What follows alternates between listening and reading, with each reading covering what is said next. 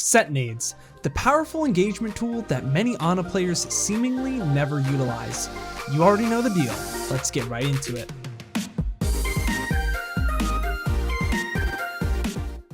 Before we get right into this guide, if you are new to the channel, it is likely that you haven't seen my first Set Nade video, which covers all of the current 2CP maps and their Set Nades. Temple of Anubis is the most prominent map for Ana to carry with this technique, so before all others, I would learn that map first. It is probably the easiest and most impactful map that there is. That being said, if you did watch the last video, I appreciate it. I have read your feedback and went to work immediately. That being said, I am changing a few things up in this video.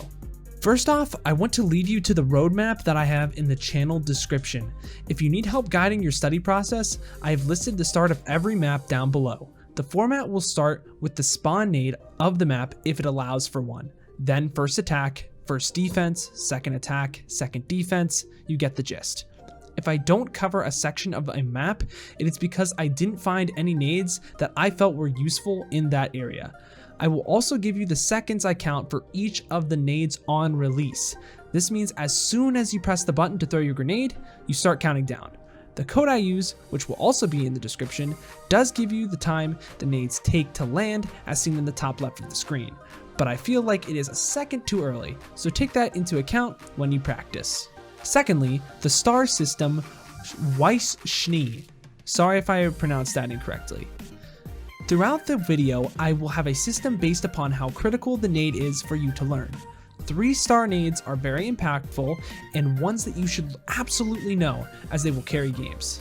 2-star nades are nades that will be very nice to know as they can either serve as a catalyst to your ultimate generation rate or give your team an advantage on the engagement.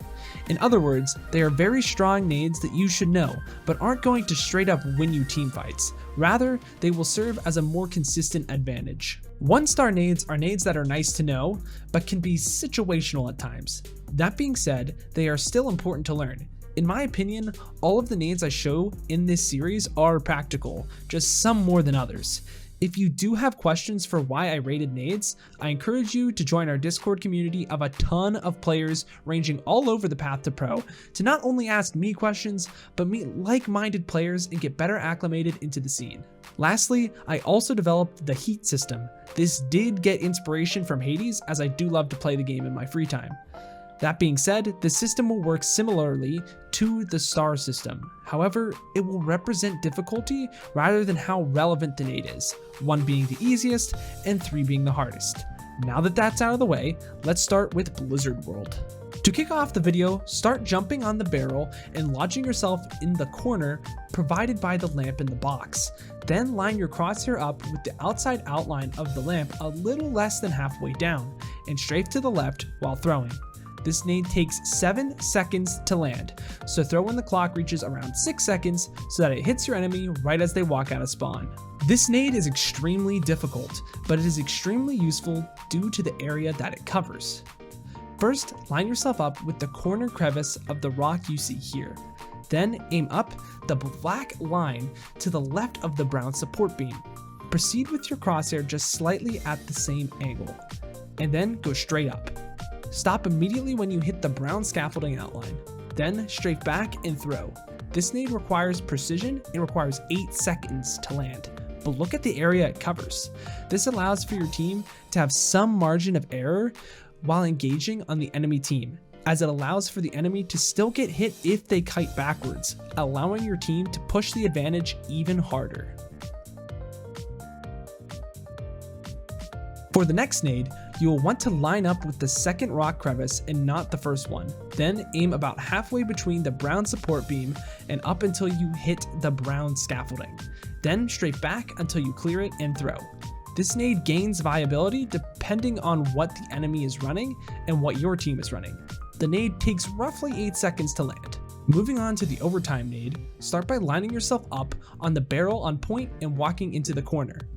Then aim a little bit to the right of the corner where the corners of the brick texture meet and on the line of the shadow the sun provides. Then strafe left until you almost line up with the corner again, but just barely don't touch it and throw. You strafe left here due to the way the corner makes your model move. The movement is very nice and controlled. Try it yourself. This nade takes 8 seconds to land and will win you games in overtime, as it is a common place for a fight to take place in tense games. For the next nade, do not jump on the barrels. Rather, wedge yourself into the corner that the barrels provide, then aim on the black outline below this brown scaffolding in a place that would lend itself to the jut of the stone block above if you were to keep aiming up. Then, strafe backwards and throw. This nade takes 7 seconds to land. It is rather niche, but it is a nice nade to know, as some teams tend to overextend here when holding. This nade requires you to wedge yourself in between this rock crevice. Then aim at the edge of the rock you see here, and then aim where the peak of the rock would meet your crosshair horizontally. After that, aim just a little higher and throw. This nade takes 7 seconds to land, and its value is all dependent on where the enemy team plays. The last nade for this map requires you to wedge yourself in the same position as the last nade. Aim about halfway through this rock's wedge where there seems to be a shadow, and then aim up just past the rock, clearing it, then throw. This nade takes 7 seconds to land and will most likely be used just to pressure out snipers, but it is a nice nade to know. To kick off Eichenwalde, start by going to the far right of first point and lodging yourself in the corner to the right of the cottage. Then aim halfway between the bottom outline of the left brick. From here, strafe back and to the right in order to clear your throw from the rooftops. This nade takes 7 seconds to land, so throw when the clock reaches about 6 seconds in order to hit the enemy that walks out of spawn. For this nade, first start by wedging yourself into the corner of the box that you see here. Then line up the bottom and left parts of the reticle with the top left corner of the bridge. After that, aim up until your crosshair meets the brown overhang of the cottage and throw. This nade takes 7 seconds to land. Moving on to the next nade, you want to wedge yourself into the corner of the left cottage staircase. From here, you want to aim halfway through the brown scaffolding while staying in line with the faint black line second to the right. Then strafe and throw.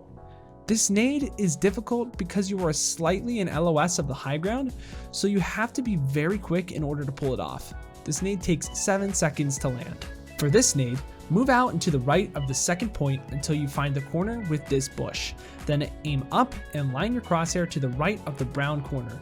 Then rotate the crosshair up and to the right until you find this distance and throw. It is a short distance, so it is easier to memorize. This nade takes 7 seconds to land and is a 3 heat because of the need to clear angles before you set up to throw the grenade. This nade is useful for retaking on offense within overtime. First, lodge yourself in the corner under the bridge here. Then, line your reticle up with the corner of the left side of the archway under the bridge. After that, move your reticle up until you reach the top outline of the bridge and throw. This nade takes 8 seconds to land. To start off Hollywood, start by setting yourself up inside the cafe. Then, lodge yourself in the corner you see here. Then, line your crosshair up in between the 5th and 6th overhang and throw. I feel as though this spot is really memorable and easy to learn. This nade takes a weird 6.5 to 7 seconds to land, so make sure to throw your nade when the clock reaches about 6 seconds to hit the enemies as they leave spawn. The next nade will hit the top of the juice bar. First, rotate over to the corner provided by this dumpster. Then look about halfway in between the palm trees. Then line up the bottom right blue line within the scope with the overhang of the building and throw. Hollywood will use a few scope techniques because of the fact that there are very little memorable textures to base grenades off of. That being said, this nade takes 7 seconds to land. For this nade, we'll first lodge yourself into the corner provided by the air conditioning unit you see here. Then aim halfway between the second window, strafe to the right, and throw. This nade takes 7 seconds to land.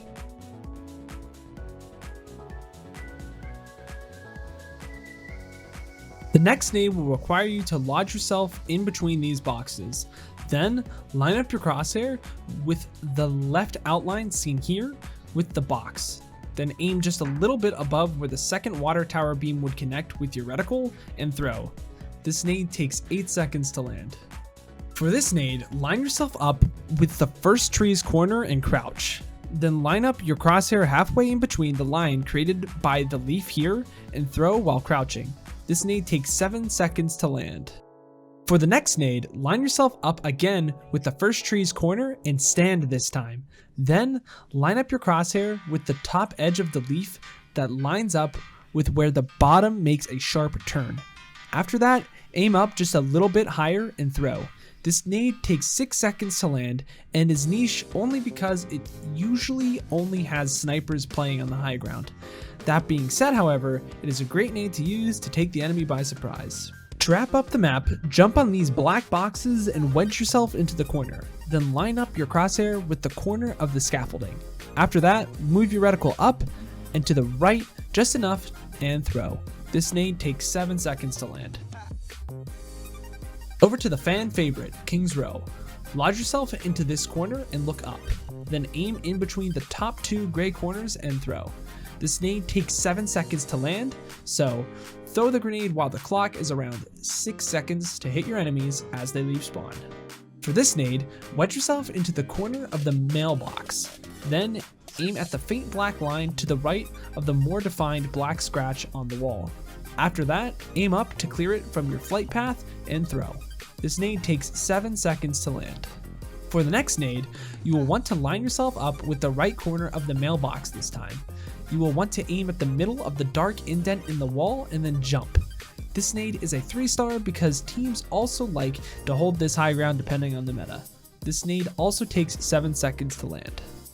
Moving on to the next nade, line yourself up with the corner the fence and wall provide here. Then aim right in between the point where the walls at the top meet, jump, and throw. This nade does take 7 seconds to land, but it is very useful in passing this suppressive joke. For this next nade, wedge yourself in between the car and the tree as seen here. Then aim at the tree's leaves in a way that it will form sort of a rectangle and throw. This nade is really difficult, but it is nice to know in case the enemy likes to hold back farther than the choke. This nade takes 7 seconds to land. On to the next nade, wedge yourself in between the corner that you will find here with the trash can and the wall. Then aim at the corner the close scaffolding provides here. After that, aim up until you meet the black indent between the edges. Backward strafe jump and throw. This nade takes 7 seconds to land. To close out King's Row, first lodge yourself in the corner seen here. Then aim for the bottom left of the 3rd circle from the top, right strafe out, and throw. This nade takes 7 seconds to land and is hard because it requires teammates to scout the position of the enemy when they are at the library corner. At normal walking speed, however, it will hit every time if thrown precisely. Starting with the last map of the day, Numbani. For this nade, you will want to start by lining yourself up with the black indent on the floor you see here. Then, a little less than halfway down the roof's building here. Move your reticle to the right until it just barely touches the monorail tracks while scoped in, and then throw while jumping to clear all of the building's heights. This nade takes 7 seconds to land. The next nade requires you to lodge yourself into the corner provided here. Then aim in so that the inner blue triangle of the scope touches the black wall and the yellow line lines up with the black crevice just a little bit. Then jump and throw. This nade takes 7 seconds to land. Let's finish off with some easy nades. Wedge yourself into the back left corner you see here. Then aim up this tree's branch. Move your reticle up until it clears, jump and throw. This nade takes 7 seconds to land. And last but not least, wedge yourself into the same corner as the last nade. Then aim in between the second unique leaf and throw. This nade takes 7 seconds to land, and congrats! You've learned all the hybrid maps Overwatch currently has to offer. So you made it to the end of the video, and if you did, honestly, thanks so much. This video took so long to make, and the script is nearly 7 pages long for it alone. That being said, please do leave a like and subscribe if you think this information is useful and if you'll use it in the future. I do stream every Monday, Wednesday, and Friday at 4 PM EST and have been actively utilizing these nades, so it's great to see how they work in game. Again, thank you so much for watching, but until next time guys, I've got a peace out and Paz out. I'll see you in the next one.